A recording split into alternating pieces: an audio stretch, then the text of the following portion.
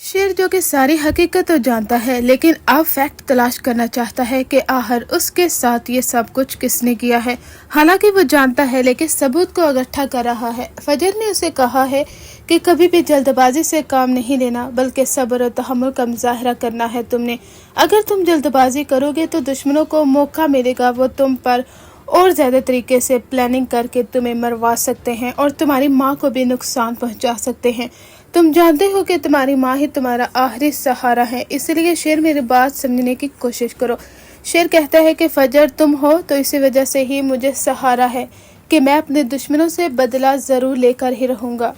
फजर कहती है कि मैं भी यही चाहती हूँ कि दुश्मनों को उनकी सज़ा ज़रूर मिलनी चाहिए, क्योंकि एक बेटे से बाप का सहारा छिन जाना और एक बीवी से एक शोहर का सहारा ये एक छोटी बात नहीं है। इसीलिए तुम्हें इंसाफ दिलाना होगा अपने बाप को।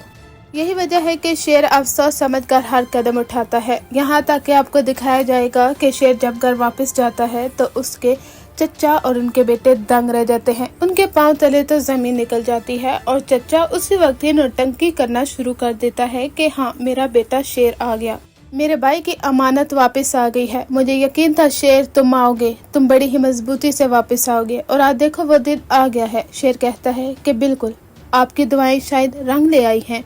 लेकिन वो अच्छे तरीके से जानता है कि उसका चचा उसके लिए बद्दुआ ही कर सकता है, दुआ तो इसे दे नहीं सकता, क्योंकि उसकी नज़र सिर्फ और सिर्फ दौलत और जायदाद पर है। अब जब शेर अपनी माँ के पास जाता है तो काफ़ी ज़्यादा रोता है। उसकी माँ कहती है कि मुझे यकीन नहीं था कि मेरा बेटा इस तरह से वापस आएगा। मैंने यही समझा था कि मैंने अपने बेटे को खो दिया है। शेर, शुक्र है तुम वापस आ चुके हो। शेर कहता है कि इसका सारा क्रेडिट फजर को जाता है।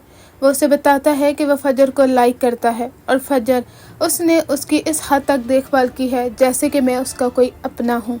यहाँ तक कि शेर की बहनें भी उससे कहेंगी कि भाई, फजर जैसी लड़की लाखों में एक होती है, कहीं वो हमारे हाथ से चली ना जाए, हमें उसको अपनी घर की बहू बनाना होगा।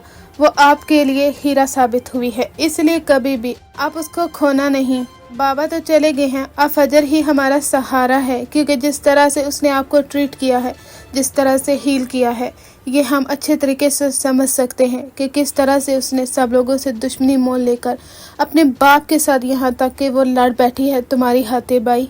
शेर कहता है कि बिल्कुल ठीक कह रही हो, उसके बाप ने तो साफ साफ कह दिया था कि वो मुझे जान से मार डाले, लेकिन फजर ने मेरा साथ दिया और अपने बाप का नहीं, क्योंकि वह जानती थी कि मैं सच्चाई पर हूँ और उसका बाप बरसों की दुश्मनी को निभा रहा है। अब ड्रामे में एक और ट्विस्ट तो उस वक्त दिखाया जाता है जहाँ पर फजर और शेर वो जाते हैं अपने बाबा के घर, यानी फजर अपने बाबा के घर जाती है तो शेर भी उसके साथ जाता है।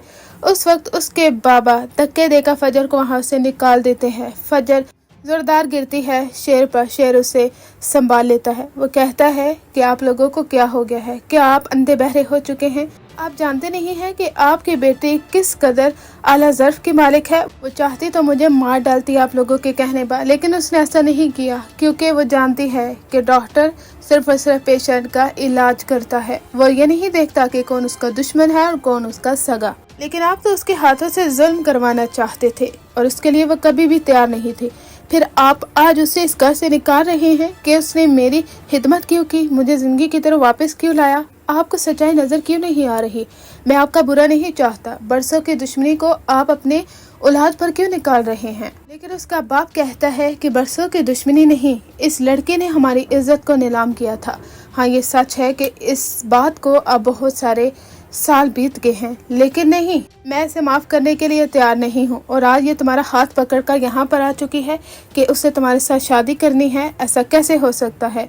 शेर कहता है कि आपको इससे मुझे सौंप देना चाहिए, क्योंकि आप लोग इसे प्रोटेक्ट नहीं कर सकते। अगर आपने इसे धक्के देकर निकालना ही है तो इसमें क्या हर्ज है कि मैं इसे इज्जत से रखना चाहता हूँ और मैं इसके साथ शादी कर लूँ। उनका बाप कहता है कि मेरी तरफ से ये मर चुकी है, ये अपने दुश्मन के साथ शादी करे या ना करे, लेकिन मैं इसे अपने घर में कोई जगह नहीं दूंगा और मेरे सामने इसकी खोई हुई इज्जत वापस नहीं आ सकती। वो फजर को वहाँ से निकाल देते हैं। शेर फजर को लेकर चला जाता है। फजर काफ़ी ज़्यादा रोती है। वो कहती है कि आज तक मैं अपने बाप का भरोसा जीत नहीं सकी। वो उसे कहता है कि तुम भूल जाओ ये सब कुछ, लेकिन फजर कहती है कैसे भूलूं, तुम जानते हो कि अपने बाप से कितनी मोहब्बत करती हूँ।